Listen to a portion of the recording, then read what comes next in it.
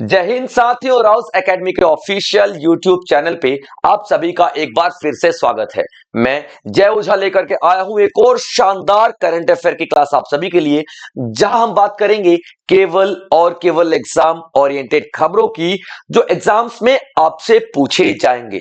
तो चलिए शुरुआत करते हैं हमारा आज का लेक्चर, लेकिन देखेंगे हमारा आज का खूबसूरत विचार क्या कहता है।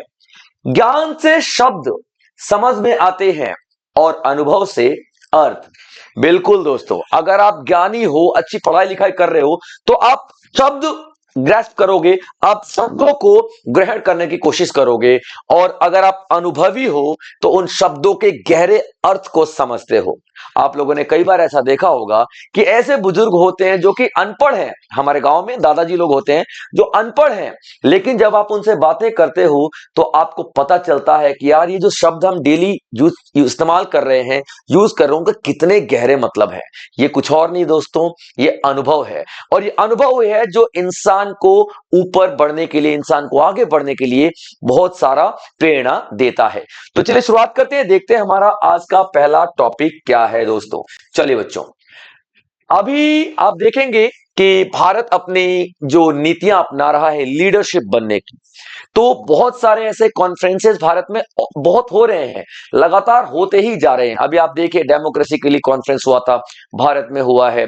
अभी आप देखिए कि जो फूड इंडस फूड कॉन्फ्रेंस हुआ है, वो भारत में हुआ है। लगातार भारत में बहुत सारे कॉन्फ्रेंसेस आयोजित किए जा रहे हैं।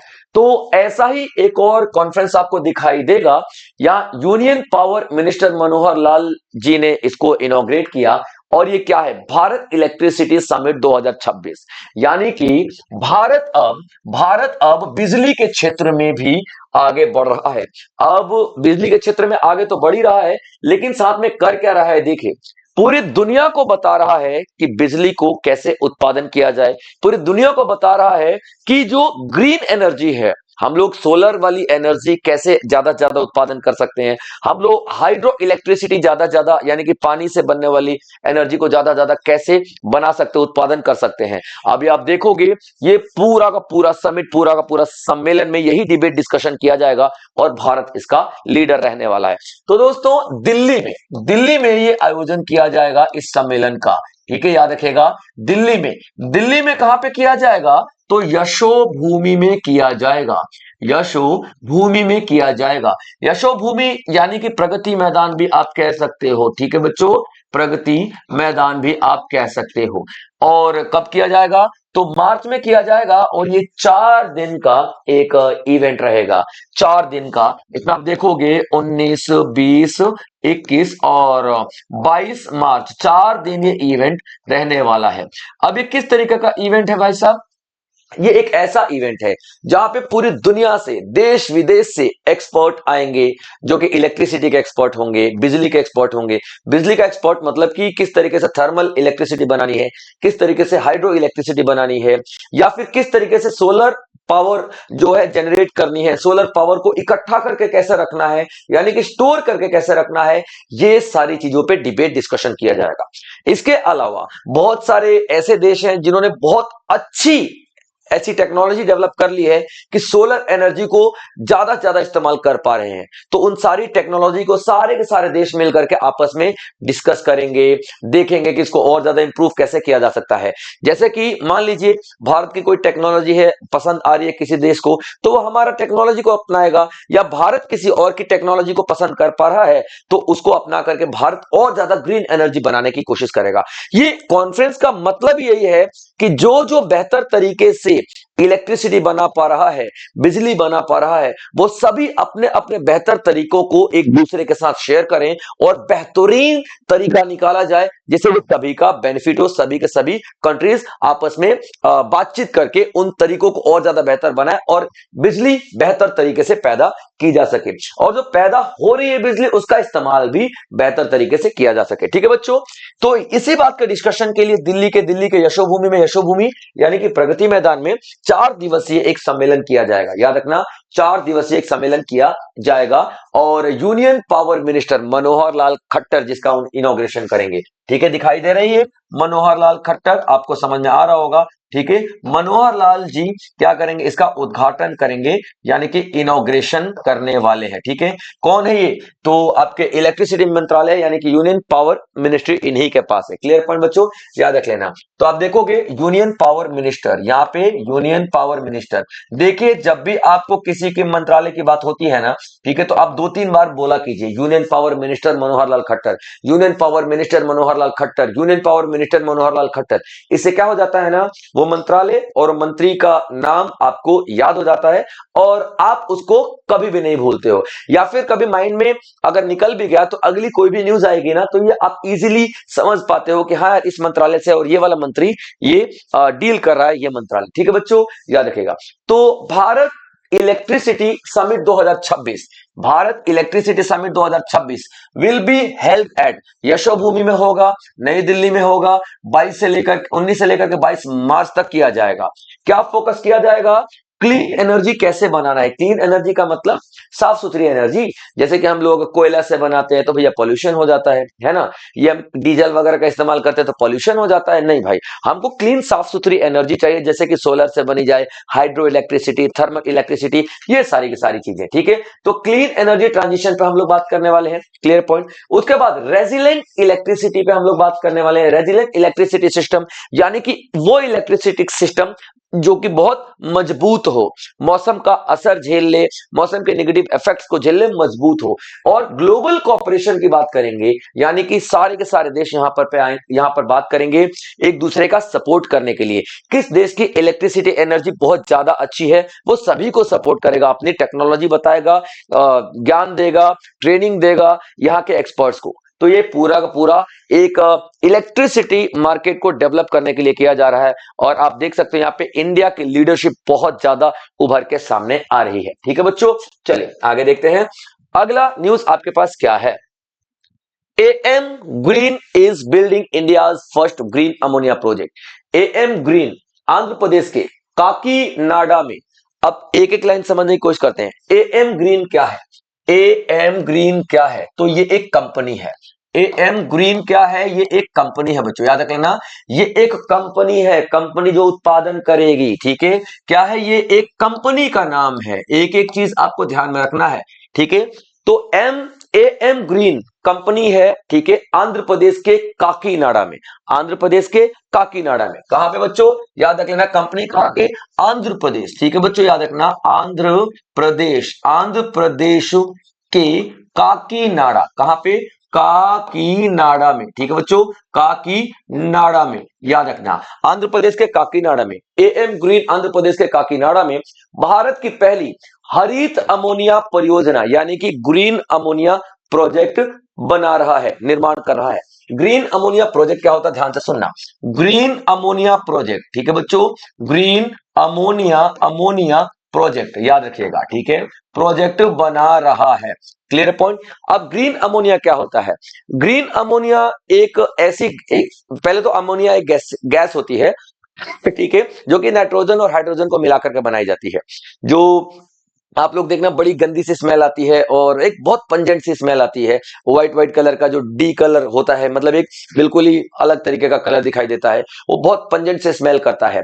तो वो ग्रीन जब हम बनाएंगे ना, तो किस चीज का इस्तेमाल करेंगे, हाइड्रोजन और नाइट्रोजन का इस्तेमाल होता है। ठीक है, NH3 जिसको हम लोग बोलते हैं। ठीक है, याद रखना। तो क्या ये अमोनिया NH3 ही तो होता है ना, ठीक है, NH3 ही तो होता है। तो हम लोग ग्रीन तरीके से बनाएंगे। ग्रीन मतलब पॉल्यूशन, इसको बनाने में पॉल्यूशन नहीं क्रिएट करेंगे हम लोग। यानी कि जब हम हाइड्रोजन बनाएंगे ना, तो हाइड्रोजन पानी से निकालेंगे। H2O होता है हाइड्रोजन में भाई, है ना, क्या होता है, H2O होता है। तो यहां से हम लोग हाइड्रोजन निकालेंगे, यानी कि ऑक्सीजन और हाइड्रोजन को अलग करके हाइड्रोजन निकालेंगे। ठीक है, और फिर हम लोग नाइट्रोजन निकालेंगे। ठीक है, इसी तरीके से ग्रीन जो वेस्ट होते हैं उनसे हम लोग नाइट्रोजन निकालेंगे और फिर हम लोग क्या, NH3 बनाएंगे। NH3 यानी कि अमोनिया बनाने की कोशिश करेंगे। ठीक है बच्चों, याद रख लेना। तो क्या ग्रीन अमोनिया बनाया जाएगा। तो सर ये ग्रीन अमोनिया हम बनाएंगे ही क्यों, आखिर मतलब ही क्या है ग्रीन अमोनिया बनाने का। ठीक है, याद रख लेना।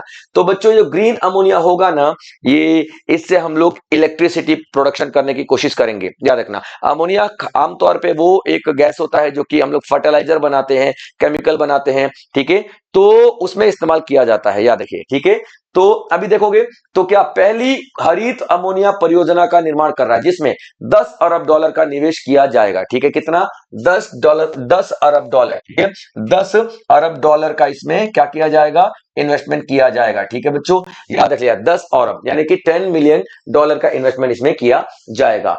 अब आप देखिएगा कि इसकी जो प्रोडक्शन क्षमता है, यानी कि इनकी प्रोडक्शन क्षमता है एमपीटीए जो है वो कितनी है? 1.5 एमपीटीए प्रोडक्शन क्षमता है।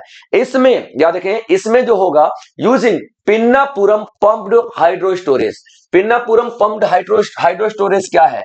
ये एक ऐसा हाइड्रो स्टोरेज है, यानी कि जो बिजली को इकट्ठा करके रखने वाला जगह है, प्लांट है, बिजली को इकट्ठा करके रखेगा। अब ये कैसे बिजली को इकट्ठा करके रखेगा? ये दिन के समय में पानी ऊपर लेके जाएगा और रात के समय में वही पानी जो नीचे आएगा, तो टरबाइन मूव होता है, उससे इलेक्ट्रिसिटी बनती है और उस इलेक्ट्रिसिटी से वाटर को तोड़ा जाता है। मैंने बताया ना, हाइड्रोजन और ऑक्सीजन को तोड़ा जाएगा, तो हाइड्रोजन को तोड़ दिया जाएगा, है ना, और वही हाइड्रोजन यहाँ पे इकट्ठा किया जाता है। ठीक है, तो हम लोग क्या बनाने वाले हैं? आम शब्दों में आपसे क्या पूछा जा सकता है कि भारत का पहला ग्रीन अमोनिया प्रोजेक्ट कहां पे बनाया जा रहा है? तो काकीनाडा में बनाया जा रहा है। काकीनाडा यानी कि आंध्र प्रदेश में बनाया जा रहा है। और कितना यहाँ पे इन्वेस्टमेंट लगेगा भाई? तो इसमें इन्वेस्टमेंट लगने वाला है आपका $10 बिलियन का। और ये प्रोजेक्ट कंप्लीट कब तक होगा? 3 फेजेज में प्रोजेक्ट कंप्लीट किया जाएगा। ठीक है, 3 फेजेज में प्रोजेक्ट कंप्लीट किया जाएगा। जो इसका फाइनल प्रोजेक्ट होगा भाई साहब 1.5, क्या रखना, 1.5 आपको दिखाई देगा एमपीटीए, 1.5 एमपीटीए की प्रोडक्शन कैपेबिलिटी 2030 तक है, 1.5 एमपीटीए। ठीक है बच्चों, याद रखना ये कब तक है? 2030 तक इसकी प्रोडक्शन करनी है, याद रखना। लेकिन 2027 में, 2028 में और 2030 ऐसे करके, यानी कि पहले 2027 में आप लोग, 2027 में आप कितना देखोगे, कितने की प्रोडक्शन होगी? तो 0.5, ठीक है, 0.5 एमपीटीए। और 2028 की बात करें, ठीक है, तो 1 एमपीटीए। ठीक है, उसके बाद 2030 की बात कर लेते हैं हम लोग, तो आप देखोगे 1.5 एमपीटीए ये प्रोडक्शन पूरी की जाएगी। ठीक है बच्चों, चलिए अब हम लोग बना ही नहीं रहे हैं, हम इसका एक्सपोर्ट भी करने वाले हैं, यानी कि हम लोग जर्मनी, जापान और सिंगापुर को एक्सपोर्ट करेंगे। तो आप देख सकते हो कि भारत का ये जो अमोनिया इंडस्ट्री है, फिर जो आपका बिजली का इंडस्ट्री या फिर एनर्जी इंडस्ट्री है, कितना ज्यादा डेवलप हो रहा है। चलिए आगे देखते हैं। US suspends immigrants visas for 75 countries. भाई एक और झटके पे झटका, झटके पे झटका, झटके पे झटका। पहले भाई अपना 66 ऐसे इंटरनेशनल ऑर्गेनाइजेशन से बाहर निकल जाता है। इसको देखा देखी भाई इजराइल भी 7 यूनाइटेड नेशन से बाहर निकल जाता है, 7 यूनाइटेड नेशन बॉडी से बाहर निकल जाता है। उसके बाद अभी खबर क्या आई कल की, इसने 75 देशों को अपने यहां पर सेटल होने से मना कर दिया है। याद रखिएगा वीजा कई तरीके के होते हैं, एक एजुकेशन वीजा हो गया, पढ़ने के लिए जाओ, टूरिस्ट वीजा हो गया, घूमने फिरने के लिए जाओ, 5-6 महीने घूम फिर के आ जाओ, एक मेडिकल वीजा हो गया, इलाज करवाने जा रहे हो, है ना, एक होता है इमिग्रेंट। ठीक है, एक होता है इमिग्रेंट वीजा, इमिग्रेंट वीजा। अब इमिग्रेंट वीजा का मतलब क्या होता है भाई साहब? याद रखिएगा, इमिग्रेंट वीजा वो वीजा होता है जो आपको वहां सेटल होने के लिए मिलता है। ठीक है, इमिग्रेंट वीजा, अब ध्यान से सुनिएगा इसका मतलब क्या होता है। ठीक है, इमिग्रेंट वीजा। ठीक है, इमिग्रेंट वीजा जो होता है ना, वो किस लिए होता है? वो सेटल होने के लिए होता है। ठीक है, वो वहां पर सेटल्ड होने के लिए होता है, यानी कि परमानेंट वीजा इसको आप कहोगे। ठीक है, परमानेंट वीजा पाने के कई सारे तरीके हैं भाई साहब। एक तो आप बहुत अच्छा मतलब जॉब वॉब पे हो, बढ़िया इनकम वगैरह है, तो आपको गवर्नमेंट खुद ही दे देती है, क्योंकि आप उनके गवर्नमेंट के लिए एसेट हो। दूसरा होता है कि जाके वहां पे शादी कर लो, सीधी सी बात है भैया। ठीक है ना, कॉन्ट्रैक्ट मैरिज टाइप की बहुत सारी चीजें भी आपको दिखाई देंगी, जाके शादी कर लो। मैं गया, ठीक है, किसी लड़की से बोला, देख भाई, ठीक है, मेरे यहाँ पे 7-8 लाख रुपए पर मंथ मिल जाते हैं, 1 लाख मैं तुझे हर महीने दे दिया करूंगा, तू मेरी पत्नी बन जा। ठीक है, ऐसे कैसे पत्नी बन जाऊं, पागल हो क्या? नहीं नहीं, सुन सुन, बैठ बैठ आराम से, कुछ नहीं करना। ठीक है, मेरे घर में तू रहे आराम से, ना तेरे को किराया देना, ना कुछ भी देना, खाना पीना सब मेरा। ठीक है, सब कुछ मेरा, 1 लाख रुपए तेरे को हर महीने दूंगा भी। तू खाली बस पुलिस वालों को या वेरिफिकेशन वालों को या डॉक्यूमेंट में मेरी पत्नी बन जा। ठीक है, मेरी पत्नी बन जा। ठीक है, दुनिया को दिखाने के लिए मेरी पत्नी बन जा, बाकी तू अपनी जिंदगी जीती रहे। इसको बोलते हैं कॉन्ट्रैक्ट मैरिज। अब सरकार, अब नियम क्या होता है कि अगर आपने वहां के नागरिक से शादी कर ली तो आपको नागरिकता, परमानेंट वीजा वैसे मिल जाता है भाई साहब, सीधी सी बात है। इमिग्रेंट वीजा वैसे ही मिल गया आप लोगों को। तो अब आप परमानेंट नागरिक हो जाते हो, तो उसका फायदा क्या होता है, ध्यान से सुनिएगा। जो भी स्कीम वहां की देश निकालती है, वहां की इकोनॉमी, वहां की कंट्री निकालती है, वो सारी की सारी स्कीम्स के आप हकदार हो जाते हो। जैसे कि डेवलप नेशन में एक फैक्ट ये है कि एक उम्र के बाद, जैसे 60 साल उम्र आपकी हो जाती है, तो उस उम्र के बाद आपको ना बहुत सारे भत्ते मिलने लग जाते हैं, बहुत सारे ऐसे आपको अलाउंस मिलने लग जाते हैं, बेरोजगारी भत्ता मिलने लग जाता है। स्टूडेंट्स को पूरी दुनिया घूमने के लिए भत्ता दिया जाता है भाई। देखो कितना ज्यादा सही वहां का सिस्टम है फॉरेन का, मैं बताता हूं आपको। जैसे ही बंदा 12th पास हुआ, 17-18 साल का हुआ, उसको सरकार बोलती है ले बेटा जा घूम फिर पूरी दुनिया। अब सोचिए वो स्टूडेंट पूरी दुनिया घूम करके आ रहा है, और जब वो अपने देश वापस लौटेगा तो उसके पास कितना एक्सपीरियंस, कितना नॉलेज होगा, और वो सारा एक्सपीरियंस, सारा नॉलेज का कहां पे इस्तेमाल करेगा, अपने देश में इस्तेमाल करेगा। ये सरकार की नीतियां हैं। और जो बुजुर्ग हो चुके हैं वो आराम से पर्सनल लाइफ जिएंगे, फैमिली का टाइम होगा अलग से, ठीक है, हाँ गाइड वाइड करते रहेंगे। तो 60 साल के ऊपर उनको बेरोजगारी भत्ता भी दिया जाता है, ताकि एक देश का स्टैंडर्ड मेंटेन रहे, इसलिए बेरोजगारी भत्ता। तो यहाँ पे डोनाल्ड ट्रंप का क्या कहना है कि सर ये जो परमानेंट वीजा हम देते हैं ना, ठीक है, इससे क्या होता है, बहुत सारे ऐसे देश हैं, बहुत सारे ऐसे देश हैं जो कि जिनके नागरिक हमारे यहाँ पे हैं, और उन नागरिकों को हम लोग बेरोजगारी भत्ता दे रहे हैं। ये अमेरिका के टैक्स पेयर्स का पैसा हम वहां के नागरिकों को भत्ते के रूप में दे रहे हैं। अमेरिका के टैक्स पेयर्स का पैसा हम लोग दूसरे देशों के नागरिकों में दे रहे हैं, जो कि स्कीम्स के तहत। अभी सरकार ने कोई स्कीम निकाली, भैया वो तो नागरिक बन चुका है वहां का, है ना, मैं तो नागरिक बन चुका हूं, तो सरकार की उस स्कीम का फायदा मुझे मिलने वाला है। तो यहाँ पे सरकार के डोनाल्ड ट्रंप ने कहा है कि भाई साहब ठीक है, हमारे जो टैक्स पेयर्स का पैसा, जो हमारे टैक्स पेयर्स का पैसा जो है, याद रखना, हमारे टैक्स पेयर्स का पैसा हम बर्बाद नहीं होने देंगे। इसलिए भाई साहब इमिग्रेंट वीजा पर तो हम फिलहाल रोक लगा रहे हैं, रोक नहीं लगा रहे, सस्पेंड कर रहे हैं। और ये सस्पेंड जो होगा ना भैया, कुछ नहीं पता कब तक रहने वाला है, ठीक है। तो इन्होंने क्या किया, अभी इमिग्रेंट वीजा पर क्या कर दिया है, इमिग्रेंट वीजा पर भाई साहब सस्पेंशन डाल दिया है, इमिग्रेंट वीजा पर सस्पेंशन डाल दिया है। और ये मतलब कुछ नहीं पता कब तक रहने वाला है, यानी कि आगे भी सरकार जब तक डिसीजन लेगी, ठीक है, तब तक कुछ भी हो सकता है, ठीक है, याद रखिएगा। तो इन्होंने सस्पेंड कर दिया है जो इमिग्रेंट वीजा है, और अनिश्चित काल के लिए किया है, यानी कुछ भी नहीं पता कि कब तक ये वीजा का डिसीजन लिया जाएगा। अगली जब बैठक बैठेगी तो डोनाल्ड ट्रंप का मूड में आएगा, कान खुजाते हुए ऐसा करते हैं, यार दे दो यार, थोड़ी बहुत कंट्रीज को दे दो, ठीक है, चलो दे दो, कोई दिक्कत नहीं है। वो कुछ भी कर रहा है भाई, अपना कुछ भी कर रहा है। और ये वाली चीज को देख के तो लग रहा है कि हाँ लॉजिकल तो है, कि आप कमा नहीं रहे हो, आप प्रोडक्शन नहीं कर रहे हो, किसी देश पे जाके बोझ नहीं बन सकते हो, ये आपको मानना पड़ेगा। अभी देखिए ये और कितनी कंट्रीज है भाई साहब, तो 75 देशों को, 75 देशों को। अब समझ में ये क्या आ रहा है, जब मैंने पूरा न्यूज का खंगाला, तो इस बहुत सारी ऐसी चीज बहुत चर्चा में चल रही थी, एक न्यूज की भाई, जो थाईलैंड है, थाईलैंड तो तुम्हारा दोस्त है, थाईलैंड है, भूटान भाई तुम्हारा दोस्त है, थाईलैंड तुम्हारा दोस्त है, तुमने उसको क्यों बैन कर दिया भाई, डोनाल्ड ट्रंप। तो डोनाल्ड ट्रंप ने साफ बोला कि देखो भैया, ये प्रोफेशनल डिसीजन है, ये एक इकोनॉमिक डिसीजन है, इसमें यारी दोस्ती नहीं। हमने पूरा लिस्ट निकाला और देखा कि किस किस देश के लोग हमारे यहाँ का फायदा उठा के, नागरिकों का फायदा उठा रहे, स्कीमों का फायदा उठा रहे हैं, उनको भत्ते मिल रहे हैं, किसी को बेरोजगारी भत्ता मिल रहा है, किसी को ओल्ड एज भत्ता मिल रहा है, ठीक है, उनको बहुत सारे ऐसे अलाउंस मिल रहे हैं। तो कौन कौन से देश हैं जो कि प्रोडक्शन कम दे रहे हैं और उनको हम पैसा ज्यादा दे रहे हैं भत्ते के तौर पे, तो उसमें थाईलैंड भी था। भले ही हमारा दोस्त है, ठीक है, लेकिन कोई दिक्कत नहीं, दोस्ती अपनी जगह, मेरा देश अपनी जगह, डोनाल्ड ट्रंप ने साफ बोला है। भूटान से मेरे अच्छे संबंध है सर, कोई दिक्कत वाली बात नहीं है, बट भूटान भी उसी लिस्ट में आ रहा है, ज्यादा ज्यादा नागरिक आकर के हमारे यहाँ पे बसे हुए हैं, तो भैया इमिग्रेशन तो नहीं।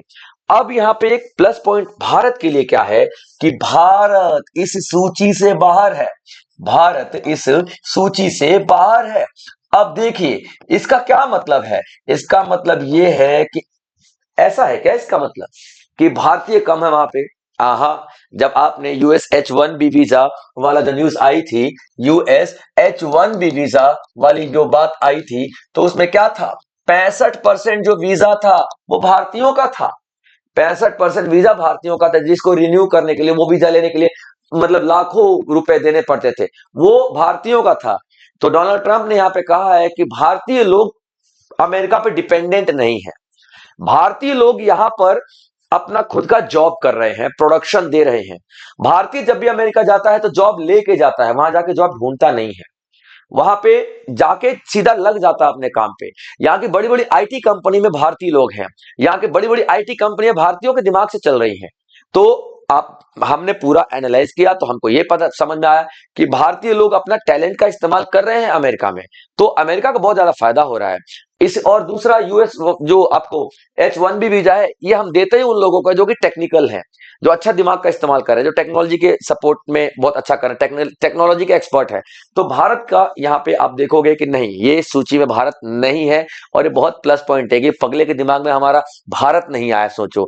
तो ऐसा नहीं कि भारत आया नहीं, कई लोग सोच रहे होंगे क्या रिश्ते सुधर गए, नहीं भाई, ठीक है, ये रिश्ते विश्ते कुछ नहीं सुधरे हैं अभी। अमेरिका के साथ हमारे सिर्फ स्ट्रेटेजिक रिलेशनशिप चल रही है, जो पर्सनल रिलेशनशिप हमारा अमेरिका के साथ ठीक ठाक चल रहा था, उसमें अभी भी तनाव जारी है, याद रखिएगा यहाँ पे, उसमें अभी भी तनाव जारी है। लेकिन हाँ, यहाँ पे एक प्रोफेशनल डिसीजन में दिखाई दे रहा है कि भारत इसमें शामिल नहीं है, और ये पूरा का पूरा जो डिसीजन होगा ना 21 जनवरी से एप्लीकेबल हो जाएगा, याद रखिएगा, क्लियर पॉइंट।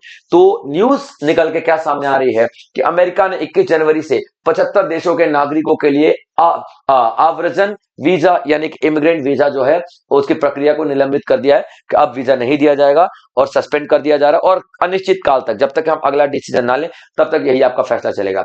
इसका कारण पब्लिक चार्ज का मतलब होता है वहां की जो सरकार है उसके स्कीमों का फायदा उठाना, इसको पब्लिक चार्ज कहते हैं। तो पब्लिक चार्ज संबंधी कारण बताए जा रहे हैं डोनाल्ड ट्रंप के द्वारा, कि भैया लोग आते हैं यहाँ पे सेटल हो जाते हैं और फिर हमें उनका खर्चा उठाना पड़ता है, जो कि देखा जाए तो ठीक भी है, कई अगर अपनी इकोनॉमी को बचाना चाहे इंसान तो। India post join ONDC, ONDC का मतलब क्या होता है भाई साहब, पहले तो आप लोग ये देख लो, ठीक है। इंडिया पोस्ट ने ज्वाइन किया ओएनडीसी, ठीक है, याद रखिएगा। अरे मैडम जी पार्सल बांट रही हैं, ठीक है, देखो कितना हमारा देश तरक्की कर गया है, ठीक है। इंडिया पोस्ट ऑफिस को आप लोग वैसे ही समझते हो कि पुराना है। देखिए, इंडिया पोस्ट ऑफिस ने क्या ज्वाइन किया है, इंडिया पोस्ट ऑफिस, इसका मतलब क्या होता है भाई साहब, जो हमारा पोस्ट ऑफिस है, जो हमारा पोस्ट ऑफिस है सरकारी, इसने क्या ज्वाइन कर लिया है, ओएनडीसी ज्वाइन कर लिया है। ओएनडीसी का मतलब क्या होता है, ओपन नेटवर्क डिलीवरी कॉमर्स, ठीक है, डिजिटल कॉमर्स, ठीक है, याद रखना, ओपन नेटवर्क। थोड़ा सा आप लोग धैर्य रखेंगे, इसमें ज्यादा थोड़ा लॉजिक समझाने की जरूरत पड़ेगी। ओपन नेटवर्क डिजिटल कॉमर्स, ठीक है बच्चों, डिजिटल कॉमर्स। अब ये एक ऑनलाइन प्लेटफॉर्म है जिसको हम लोग क्या बोलेंगे, ओएनडीसी, ठीक है, याद रखना, ओएनडीसी। जैसे मान लीजिए कि ये ओएनडीसी है, ठीक है, ओएनडीसी। अब ये क्या है, ये ओपन नेटवर्क है, क्या दिखाई दे रहा है, ये this is an open network. अब ओपन नेटवर्क का मतलब क्या होता है, ध्यान से सुनिएगा। ओपन नेटवर्क का मतलब होता है इसको कोई भी इस्तेमाल कर सकता है, जैसे कि यूपीआई है ना, यूपीआई कोई भी इस्तेमाल कर रहा है, ऐसा थोड़ी कि कोई कंपनी ने बोल दिया तुम इस कंपनी के हो, तुम नहीं इस्तेमाल करोगे, तुम उस कंपनी का बंदो, नहीं, यूपीआई कोई भी इस्तेमाल कर रहा है, anybody can utilise these functions, कोई भी इस्तेमाल कर सकता है ये सारे सारे फंक्शंस को। तो इस तरीके की चीजों को हम क्या बोलते हैं, ओपन नेटवर्क बोलते हैं। तो अभी इंडिया पोस्ट ने एक ओपन नेटवर्क, यानी इंडिया का जो पोस्ट ऑफिस है, इसने क्या कर दिया है, एक ओपन नेटवर्क शुरू किया है, जिसका नाम क्या है, ओएनडीसी, याद रखना, ओएनडीसी शुरू किया है। अब ये कैसे काम करेगा, इसका मतलब क्या है, आप लोग देखते हो कि आपके घर पे फ्लिपकार्ट वाला आता है, डिलीवरी देके जाता है, वेरी गुड, है ना। अब मैं गया, ठीक है, मैंने अपना फोन लिया, उस पे फ्लिपकार्ट में गया, खट खट खट खट मुझे जूते चाहिए, खट खट खट खट मैंने जूते पसंद कर लिए, ठीक है। मैं अब मेरा प्रोसेस सुनना फ्लिपकार्ट वाला और मेरा प्रोसेस सुनना ओएनडीसी वाला, तब आपको समझ में आएगा, ठीक है। एक मैंने ऑर्डर किया फ्लिपकार्ट से, अमेजन से, या जो कुछ भी वेबसाइट है, मैंने फ्लिपकार्ट का एप्लीकेशन खोला, फ्लिपकार्ट के ही शॉप में गया, समझिएगा। ऐसा थोड़ी है कि मैं किसी और शॉप से खरीद रहा हूं, नहीं, किसी और शॉप से नहीं खरीद रहा, मैं फ्लिपकार्ट पर ही खरीद रहा हूं। मुझे डिलीवरी देने के लिए फ्लिपकार्ट का ही वो जो चिपका रहेगा, है ना, वो फ्लिपकार्ट का ही चिपका रहता है। तो हर चीज, सारा का सारा काम मैं शॉपिंग फ्लिपकार्ट के वेबसाइट से कर रहा हूं, पेमेंट भी फ्लिपकार्ट को दे रहा हूं, और फ्लिपकार्ट वाला मुझे डिलीवरी दे रहा है। ये क्लोज नेटवर्क है, क्योंकि ये सारा काम फ्लिपकार्ट ही कर रहा है। अमेजन वाला भी सेम चीज है। ओपन नेटवर्क क्या होता है कि कोई भी यहां पे किसी भी कंपनी से डील कर सकता है, समझिएगा। जैसे मान लीजिए कि मुझे कुछ खरीदना था, जैसे मान लीजिए, ठीक है, कि जे ए आई ओ जे एच ए यानी कि जय ओझा को कुछ खरीदना था।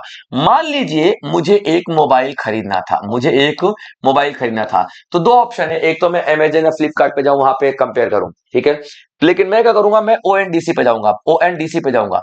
अब ओएनडीसी पे ना, ठीक है, जितने मोबाइल की कंपनियां हैं अलग अलग से रजिस्टर्ड है, याद रखना। इधर आपको जो अमेजन पे मिल रही है वो भी रजिस्टर्ड है, जो अमेजन पे मिल रहा है फ्लिपकार्ट पे वो भी, ठीक है। ऊपर जो पेटीएम मॉल वगैरह हर चीज इस पे ओपन, याद रखना। सॉरी, कुछ किया, ठीक है, पेन गिरा। देखिए, तो यहाँ पे अलग अलग तरीके की कंपनियां सभी अवेलेबल हैं। फ्लिपकार्ट पे खाली फ्लिपकार्ट के अंडर ही हम लोग देखते हैं, यहाँ पे सभी अवेलेबल है, सभी अवेलेबल है। तो ओपन नेटवर्क है, आप समझिएगा, ठीक है। तो व्हाट विल आई डू, मैं क्या करूंगा यहाँ पे कि अभी जाकर शॉपिंग किया, ओहो मेरे को तो मोटरोला का मोबाइल पसंद है, अब देखूंगा कौन सा मोटरोला का मोबाइल किस कंपनी का, यहाँ पे सभी अवेलेबल है, सभी रजिस्टर्ड है, ठीक है। तो मैंने मोटरोला का मोबाइल खरीदा, ठीक है। मैं कौन हूं भाई साहब, मोटरोला का मोबाइल ऑर्डर दे दिया मैंने, और मैं कौन हूं यहाँ पे, ठीक है। मैं कौन हूं, तो मैं खरीदने वाला हूं, और वो बंदा सेलर है, ठीक है। वो बंदा सेलर है, ठीक है। ये बंदा सेलर है, कोई भी सेलर मैं डिसाइड कर सकता हूं, ठीक है। और वो मैंने ऑर्डर ओएनडीसी से दिया, ऑर्डर उसके पास गया, उसने ऑर्डर को पैक किया। अब डिलीवरी लेने कौन जाएगा, तो डिलीवरी लेने हमारा पोस्ट ऑफिस जाएगा। दिखाई दे रहा है, ये पोस्ट ऑफिस वाला बंदा जाएगा डिलीवरी लेने, पोस्ट ऑफिस से ही डिलीवरी होगी, समझ में आ रहा, ठीक है। कि पोस्ट इंडिया पोस्ट ने एक ओपन नेटवर्क रख दिया है कि भैया ये मेरी वेबसाइट है, आप यहां से खरीदारी करो, यहां से आप पेमेंट वगैरह करो, और मैं आप लोगों को प्रॉपर डिलीवरी दूंगा। तो एक ओपन नेटवर्क शुरुआत किया है यहाँ पे किसने, तो इंडिया पोस्ट ने ओपन प्रॉपर एक ओपन नेटवर्क शुरू किया, और ये पहली बार भारत की तरफ से किया जा रहा है, इंडिया पोस्ट की तरफ से किया जा रहा है। क्लियर पॉइंट बच्चों, यहाँ पे याद रख लेना, योर पार्सल आवर प्रॉमिस, यानी कि जो देता तो फ्लिपकार्ट अमेजन भी है, कोई नई बात थोड़ी है, लेकिन नई बात यह है कि ओपन नेटवर्क है। फ्लिपकार्ट अमेजन ओपन नेटवर्क नहीं, ओपन नेटवर्क है, यानी कोई भी यहाँ पे। और ये किसके लिए किया जा रहा है, अब ध्यान से सुने, मैंने मोबाइल का एग्जांपल इसलिए दिया क्योंकि आजकल की जनरेशन मोबाइल लैपटॉप ये ज्यादा समझती है। ये किया गया एमएसएमई के लिए, ये किया गया है एमएसएमई के लिए, ठीक है। यानी कि माइक्रो, यानी कि micro small and medium enterprises, ठीक है बच्चों, मीडियम एंटरप्राइजेस, यानी कि जो लघु उद्योग वाले होते हैं ना, लघु उद्योग यानी छोटे छोटे उद्योग गांव में चल रहे हैं, ठीक है, उनके लिए किया जा रहा है। अब ध्यान सुनिएगा, अब ये ओपन नेटवर्क में मुझे शहद खरीदना है, मुझे क्या खरीदना है, शहद खरीदना है। शहद यहाँ पे रामू बेच रहा है, रामू ने यहाँ पे शहद को रजिस्टर कर दिया है अपना स्टिकर लगा के। अब सेम चीज, ठीक है, मैंने शहद खरीदा, ठीक है, और उसको गया, वो आराम से आया, पोस्ट ऑफिस मेरे पास आया, उसने स्कैनर दिया, मैंने पेमेंट कर दिया, पेमेंट उसके पास पहुंच गया।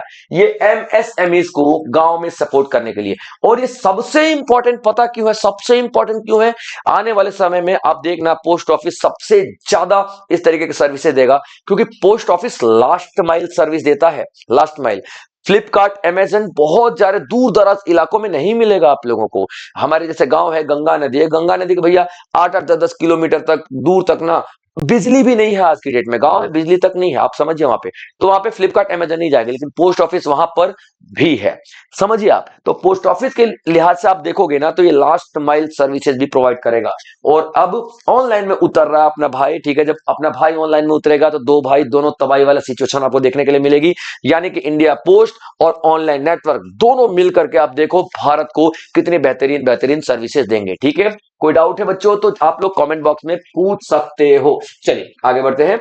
अगला जो न्यूज आता है, GEM Womaniya initiative complete 7 years empowering women enterprises, ठीक है बच्चों, याद रखिएगा। 2019 में 2019 में एक स्कीम लाई जाती है, ठीक है, वोमेनिया इनिशिएटिव। कौन सी, वोमेनिया पहल या फिर वोमेनिया इनिशिएटिव, ठीक है, ले आई जाती है। और ये क्या है, ये क्या है, ये क्या है, वोमेनिया पहल क्या है, नाम से समझ में आ रहा है, वोमेनिया यानी कि वुमेन। अब ये भारत जो हमारा एक वो बनाया जाता है, ठीक है, हम लोग बात करते हैं जैसे आत्मनिर्भर भारत की तरफ एक इंपॉर्टेंट कदम आपको दिखाई देगा। अब इसमें 2019 में क्या किया गया था, औरतें जो एमएसएमई की हैं, यानी कि जो सूक्ष्म उद्योग है, लघु उद्योग है, या फिर मध्यम उद्योग है, उस तरीके की जो फीमेल है, उस तरीके की औरत जो है, जो कि एमएसएमई चलाती हैं, एमएसएमई चलाती हैं, ठीक है, याद रखना। माइक्रो बहुत सूक्ष्म उद्योग, स्मॉल छोटे उद्योग, मीडियम मध्यम एंटरप्राइजेस यानी कि जो बिजनेस चलाती हैं, इन औरतों का सामान बिकेगा, कहां पे बिकेगा, जीईएम पे बिकेगा। अब ये सर जीईएम क्या है ये भी बता दीजिए। तो गवर्नमेंट इलेक्ट्रॉनिक मार्केट, क्या है ये, गवर्नमेंट इलेक्ट्रॉनिक मार्केट, यानी कि एक ऐसा मार्केट है, ठीक है, जो कि गवर्नमेंट इसको क्या करता है, ओन करता है, गवर्नमेंट का खुद का मार्केट है। अब गवर्नमेंट जितनी भी खरीदारी करती है ना, यहां से खरीदारी करती है, यहां से, ठीक है, एक ऑनलाइन आपका एक पोर्टल है। तो यहाँ पे क्या बोला गया था भाई, हमारे देश की जितनी भी महिला महिला जो उद्योगपति हैं, छोटे छोटे जो उद्योग चला रही हैं, वो अपना प्रोडक्ट यहाँ पर बेच सकती है। और कौन खरीदेगा? तो सरकार खरीदेगी, यानी कि आम लोग भी खरीदेंगे आपका प्रोडक्ट को, नो डाउट, लेकिन सरकार भी खरीदेगी। तो अभी हम लोग यहाँ पे एक देख रहे हैं कि भाई इसका जो एक तो 7 साल पूरे हो चुके हैं, 7 साल पूरे हो चुके हैं, और 7 साल पूरे होने के साथ साथ सक्सेसफुल 7 साल पूरे हुए हैं, सक्सेसफुल 7 साल पूरे हुए हैं, आप लोग देखोगे, ठीक है। क्योंकि जो हमने टारगेट रखा था 4% का रखा था, हमने जो टारगेट रखा था तो भाई इस पे 4% तो खैर हमारी इन जो महिलाएं हैं, जो हमारी माताएं हैं, बहनें हैं, इनके प्रोडक्ट को बेचा जाएगा। लेकिन अभी ये 6%, 6.5% तक पहुंच चुका है, और 80,000 से भी ज्यादा, 80,000 से भी ज्यादा प्रोडक्ट इस पे बिक रहे हैं। तो अभी देखिए, वोमेनिया इनिशिएटिव, वोमेनिया जो पहल है, इसके 7 साल पूरे हो चुके हैं और सक्सेसफुल भी रहे हैं, ठीक है बच्चों, याद रखिएगा। तो ओके, अरे हम्म कुछ गड़बड़ी है बच्चों, ठीक है, कोई बात नहीं, ठीक है। मैंने आपको जो पूरा पूरा न्यूज बता दिया है, मैंने ये पढ़ा ही नहीं, ये इंडिया पोस्ट वाला ही पूरा डिस्क्रिप्शन आ गया, बट नो प्रॉब्लम, ठीक है। मैंने आपको सारा का सारा बताया है, यही आपको करना है, ठीक है। अब क्या है कि कभी कभी गलतियां हो जाती हैं, बट आपको याद रखना है, मैंने बता दिया है एक एक इंफॉर्मेशन, 2019 में शुरू किया, ठीक है। चलिए पानी पी लेता हूँ, इसी बहाने पानी पीने का मौका मिल गया।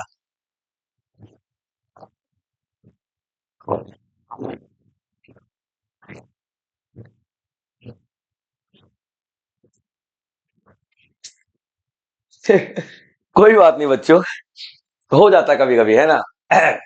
अब टाइप करने के लिए मैंने पूरा कंटेंट दिया, आगे पीछे कर दिया, जिस मतलब जो हमारे स्टाफ ने, कोई बात नहीं। आपको तो मैंने न्यूज दे दी ना, ये रही आपकी न्यूज, ठीक है। गवर्नमेंट इलेक्ट्रॉनिक मार्केट पर वोमनिया पहल ने महिला उद्योग उद्यमियों को सशक्त बनाते हुए 7 वर्ष पूरे कर दिए। 7 वर्ष पूरे हो चुके हैं। आप लोग नोट्स यहां से बनाए जो मैंने आप लोगों को दिया है, इसको आप फिलहाल इग्नोर करें, ठीक है बच्चों। 4% का टारगेट लिया था कि हम लोग 4% तो हर साल बेचेंगे, मतलब खरीदेंगे ही खरीदेंगे हमारी महिला जो उद्यमी है उन लोगों से। लेकिन यहां पर हमने 6, 6.5% तक का भी आंकड़ा पार कर लिया है, जो कि एक सक्सेसफुल रेट दिखा रहा है इस पहल का, ठीक है बच्चों। चल आगे देखते हैं। अभी एक टाइलर, ठीक है, टाइलर एक प्राइज है, ठीक है, टाइलर प्राइज, टाइलर इनाम जो है, टाइलर जो है, टाइलर इनाम, यानी कि टाइलर जो एक अवार्ड दिया जा रहा है, ठीक है, याद रखना। टाइलर अवार्ड किसके लिए दिया जाता है? पर्यावरण के लिए। तो टाइलर एक अवार्ड है जो कि पर्यावरण उपलब्धि के लिए दिया जाता है, यानी कि टाइलर पर्यावरण उपलब्धि पुरस्कार है, याद रखना। पर्यावरण उपलब्धि पुरस्कार है, याद रखना। किसको दिया जा रहा है? तो टोबी कियर्स को दिया जा रहा है, टोबी कियर्स को दिया जा रहा है, ठीक है, याद रखना। टोबी कियर्स, टोबी कियर्स कौन है ये? तो एनवायरमेंटलिस्ट है। कौन है ये? तो एनवायरमेंटलिस्ट है, एनवायरमेंटलिस्ट है, ठीक है बच्चों, एनवायरमेंटलिस्ट है, याद रखिएगा, ठीक है, याद रखिएगा, एनवायरमेंटलिस्ट हैं। और इन्हें कौन सा पुरस्कार दिया जा रहा है बच्चों? ठीक है, तो Tyler prize for environment, Tyler, Tyler, ठीक है, याद रखना। क्या दिया जा रहा है? Tyler, Tyler, Tyler prize, Tyler prize यानी कि award for environment, for environment. अब ध्यान से सुनिएगा, इनको क्यों दिया जा रहा है, इन्होंने कौन सा महत्वपूर्ण कार्य किया है, और इसे नोबेल प्राइज फॉर एनवायरमेंट भी कहते हैं, यानी कि एनवायरमेंट का नोबेल प्राइज, समझो कितनी बड़ी बात है ना। तो ये फेवरेट हो सकता है टॉपिक आपके एग्जाम्स का। क्या बोलते हैं? ठीक है, Nobel prize for, Nobel prize for, Nobel prize for environment, यानी पर्यावरण का, भाई साहब क्या है ये? नोबेल प्राइज है, पर्यावरण का नोबेल प्राइज है, याद रखना। अब ध्यान से सुनिएगा, इन्होंने क्या ऐसा ढूंढा है। फंगस होती है ना, फंगस जो जमीन पे आप लोग देखते हो, काई टाइप की चीजें, हम लोग बचपन से देख रहे हैं, ठीक है, कि काई को मतलब कोई समझता ही नहीं है ना, मतलब उसको पौधा ही नहीं समझते, उसको यूं ही छिड़क देते हैं। वो क्या बोलते हैं गांव में, अरे तेजाब तुजाब सा छिड़क के पूरा सुखा देते हैं, पूरा ये सब खत्म कर देते हैं, ये पूरा उनकी प्रजाति को खत्म कर दिया जाता है गांव में। मैं ये नहीं बता रहा कि हद है, मैंने अपने गांव में जो देखा है, ठीक है, क्या किया जाता है, वो दवाई से ऐसे छिड़क देते हैं, पूरा खत्म हो जाता है, क्योंकि गांव वालों को ज्यादातर यही नहीं पता कि वो कितने काम की चीज है। पहली बात तो याद रखेगा, उसमें इतने न्यूट्रिएंट्स होते हैं, इतने प्रोटीन है ना भाई साहब, उसका मार्केट है, उसका पाउडर बिक रहा है, पाउडर, ठीक है, आप अमेजन पे जाकर देखिए, उसका पाउडर मिलेगा, फ्लिपकार्ट पे देखिए पाउडर मिलेगा, और ये डॉक्टर सजेस्ट करते हैं खाने के लिए। अभी जिम में आप लोग जितने बॉडी शॉडी बनाते हो ना, उसका पाउडर बिकता है, चलिए वो तो अलग बात है। लेकिन ये पर्यावरण के लिए कितने जरूरी हैं, ये किसने बताया है, तो टोबी केयर ने बताया है। किसने बताया, टोबी केयर ने। अब टोबी केयर ने क्या बताया है, जो फंगस है, जो आपके फंगस है, वो उनकी जड़ें, फंगस की जो जड़ें हैं, याद रखना, जो जड़ें हैं, जैसे मान लीजिए फंगस है, ये बहुत ऊंचे तो होते नहीं है ना, ये ऐसे जमीन पे ही ऐसे पड़े रहते हैं ना, लेकिन जो इनकी जड़ें हैं, जो इनकी जड़ें जो जमीन से नीचे तक गई हैं, इस तरीके कुछ ऐसा है, ठीक है, जमीन के नीचे तक इनकी जड़ें गई हैं, तो वो क्या करती हैं, अभी आपको पता है प्लांट्स क्या करते हैं, कार्बन डाइऑक्साइड लेते हैं और ऑक्सीजन छोड़ देते हैं, और हम लोग वही ऑक्सीजन लेते हैं और कार्बन डाइऑक्साइड छोड़ देते हैं। तो ये जो प्लांट्स है ना, ये जो प्लांट्स है, जो काई है, ये क्या करती है, जो फंगस है, ये क्या करती है, कार्बन डाइऑक्साइड जो हम लोग छोड़ते हैं उसको ग्रस्त करती है, और वो कार्बन को ना मिट्टी में अंदर स्टोर कर देती है, अपने जड़ों के जरिए अंदर स्टोर कर देती है, जड़ों के जरिए, जिससे क्या होता है, ग्लोबल वार्मिंग बहुत ही ज्यादा कम हो जाती है, और हमारे पर्यावरण में कार्बन का जो आपका कार्बन का जो महत्व है, यानी जो कार्बन का जो मात्रा है, वो बहुत ही कम हो जाती है। तो यहां पे कहा गया है, जो आपको यहां पे कहा गया है टोबी कीर के द्वारा, कि हम इनके महत्व को क्यों नहीं समझते हैं, इनके महत्व को हम समझें। इनके महत्व को इसलिए समझने की जरूरत है क्योंकि ये लोग क्या करते हैं, कार्बन को ऑब्जर्व करके मिट्टी में स्टोर कर देते हैं, मिट्टी में दबा देते हैं। और दूसरा पॉइंट, ठीक है, ये बाकी सारे पौधों से भी, जैसे मान लीजिए ये आपको दिखाई दे रहा है ना, ये आपको पेड़ दिखाई दे रहा है, ठीक है, ये आपको पेड़ अलग अलग दिखाई दे रहे हैं ना, ये अलग अलग पेड़ दिखाई दे रहे हैं, ठीक है बच्चों। तो जो नीचे काई होते हैं ना, ठीक है, ये जड़ों से जुड़े होते हैं, ये सारे सारे पेड़ों का एक तरीके से कनेक्शन भी है। तो ये लोग भी जो कार्बन डाइऑक्साइड वो करते हैं ना, कार्बन जो बनाते हैं ना, खाना बनाने के लिए कार्बन का ही तो इस्तेमाल करते हैं, कार्बन डाइऑक्साइड का। तो ये लोगों का भी जो कार्बन प्रोडक्शन है, वो मिट्टी में कौन दबा देता है, तो फंगस दबा देते हैं, याद रखिएगा। क्लियर पॉइंट बच्चों, क्लियर है, दबा दिया। तो आप देखोगे कि जीव विज्ञानी टोबी केयर्स ने यह दर्शाने के लिए, ठीक है, यह दर्शाने के लिए जो टायलर पुरस्कार जीता कि भूमिगत फंगल नेटवर्क पौधों की सहायता करते हैं, दिखाई दे रहे पौधे, और ये पौधों की सहायता करते हैं, कार्बन का भंडारण करते हैं, कार्बन जैसे कि मैंने बताया उसको स्टोर करके रखते हैं, और जलवायु परिवर्तन से लड़ने में सहायक होते हैं, और जितना भी हमारा एनवायरमेंट चेंज हो रहा है उससे लड़ने में सहायता करते हैं, जिससे यह सिद्ध होता है कि कवक पारिस्थितिकी तंत्र और पृथ्वी की जलवायु के लिए अत्यंत महत्वपूर्ण है। आपको जिसे समझ में आ रहा है कि भैया ये बहुत ज्यादा एनवायरमेंट के लिए जरूरी है, ये फंगस आप इनको हल्के में मत ले, तो इसके लिए इनको क्या अवार्ड दिया गया, टाइलर प्राइज फॉर एनवायरमेंट दिया गया है। क्लियर बच्चों, चलिए अभी अगला जो न्यूज आती है, ठीक है, शाया मोहसिन, ठीक है, Zindani appointed as Yemen's new prime minister, दिखाई दे रहा है आपको, यमन के जो प्राइम मिनिस्टर हैं, ठीक है, नए प्राइम मिनिस्टर क्या नाम है, शाया मोहसिन जिंदानी, क्या नाम है, शाया मोहसिन जिंदानी, शाया मोहसिन जिंदानी, याद रखना, जिंदानी, ठीक है, याद रखेंगे। तो इन्हें अभी नया पीएम बनाया गया है, न्यू पीएम बनाया गया है, प्रधानमंत्री बनाया गया है। क्लियर पॉइंट यहाँ पे। अब जब भी कोई अपॉइंटमेंट की बात आती है ना बच्चों, तो याद रख लेना, आपको ये पता होना चाहिए उन्होंने रिप्लेस किसको किया है, यानी किसकी जगह लिया है। तो यहाँ पे याद रखना, ठीक है, सलेम बिन ब्रेक, ठीक है, क्या नाम है, सलेम बिन ब्रेक, ठीक है बच्चों, सलेम बिन ब्रेक जो थे वो पीएम थे, सलेम बिन ब्रेक, ठीक है बच्चों, याद रखना, सलेम बिन बिन ब्रेक आपको दिखाई देंगे, और इन्होंने रिप्लेस किया है। Clear point. अब इन्होंने क्या हटा दिया गया है, नहीं सर, इन्होंने रिजाइन कर दिया, इनका कार्यकाल पूरा नहीं हुआ था, इन्होंने क्या कर दिया है, इस्तीफा दे दिया है। और इस्तीफा क्यों दिया गया है, इस्तीफा इसलिए दिया गया है क्योंकि यमन में अभी प्रोटेस्ट शुरू हो रहे हैं, यमन में जो कुछ दल ऐसे हैं जो कि सरकार के खिलाफ काम कर रहे हैं, और यमन में बहुत सारी ऐसी क्रांतिकारी गतिविधियां शुरू हो चुकी हैं जिसको कंट्रोल नहीं कर पा रहे हैं, कौन, सलेम बिन ब्रेक जो कंट्रोल नहीं कर पा रहे, इसलिए इन्होंने क्या दे दिया है, इस्तीफा दे दिया है।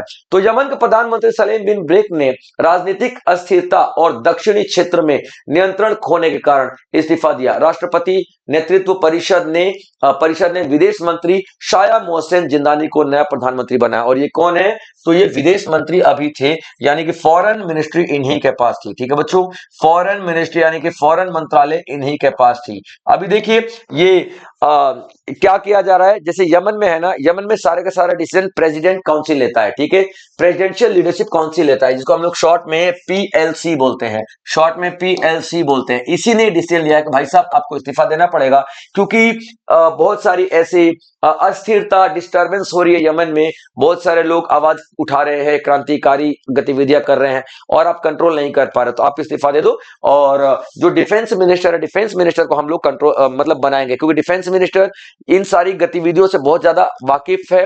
डिफेंस मिनिस्टर सिचुएशन को समझता है, क्योंकि उसका काम ही डिफेंस को मैनेज करना है। तो ये सारी की सारी चीजों को समझते हुए यहाँ पर अभी जो अभी यमन का प्राइम मिनिस्टर सलेम बिन ब्रेक को इस्तीफा देना पड़ा है, और शाया मोहसिन जिंदानी को प्राइम मिनिस्टर के रूप में नियुक्त किया गया है। ठीक है बच्चों, चलिए, तो अभी जितने भी आपके पास एमसीक्यूज थे, जितने भी टॉपिक थे, उन सभी से रिलेटेड एमसीक्यूज आपके सामने हैं। आप लोग कमेंट बॉक्स में आंसर करने की कोशिश करेंगे बच्चों। यमन के नए प्रधानमंत्री के रूप में किसे नियुक्त किया गया है? टाइलर पर्यावरणीय उपलब्धि पुरस्कार 2026 किसे प्रदान किया गया है? उसके बाद आप देखोगे बच्चों, ठीक है, कि इंडिया पोस्ट ने, ठीक है, इंडिया पोस्ट ने ONDC, open network digital commerce ढांचे के तहत किस प्रकार की सेवा शुरू किया है? उसके बाद आप देखोगे अमेरिकी प्रशासन ने आवर्जन वीजा यानी कि इमिग्रेंट वीजा निलंबन को उचित ठहराने के लिए किस नियम का हवाला दिया है? भैया कोई नियम था ना, यहाँ पे मैंने आपको थोड़ी देर पहले ही बताया था, आपको बताना है, ठीक है। उसके बाद भारत इलेक्ट्रिसिटी समिट 2026 का विषय क्या रहने वाला है? विषय विषय विषय याद रखना है आप, मेन जो मुद्दा है वो क्या रहने वाला है? आप देखोगे जीईएम की चेतावनी बोल रहे, जीईएम की वोमनिया पहल। जीईएम का मतलब क्या होता है? Government electronic market. जीईएम का मतलब गवर्नमेंट इलेक्ट्रॉनिक मार्केट की वोमनिया पहल का मुख्य उद्देश्य क्या है? ये आप लोगों को आंसर करना है बच्चों, और एक एक क्वेश्चन का आंसर करना है, क्योंकि सारे सारे एमसीक्यूज आपके लिए इंपॉर्टेंट रहने वाले हैं। तो आज का सेशन यही तक था बच्चों। आई होप आप लोगों ने एंजॉय किया होगा, और आप लोगों ने नोट्स जरूर बनाए होंगे। इसी तरीके के और भी बेहतरीन लेक्चर्स के लिए आप राउस एकेडमी को ऑफिशियल यूट्यूब चैनल का सब्सक्राइब जरूर कर लें, और आपके जो भी डाउट्स हैं कमेंट बॉक्स में जरूर पूछें। आपके हर एक डाउट का समाधान मैं पर्सनली खुद करूंगा दोस्तों। चलिए मिलते हैं कल सेम टाइम पे, तब तक आप लोग अपना ध्यान रखेंगे, और इस सेशन को तमाम दोस्तों को शेयर जरूर करना। जय हिंद।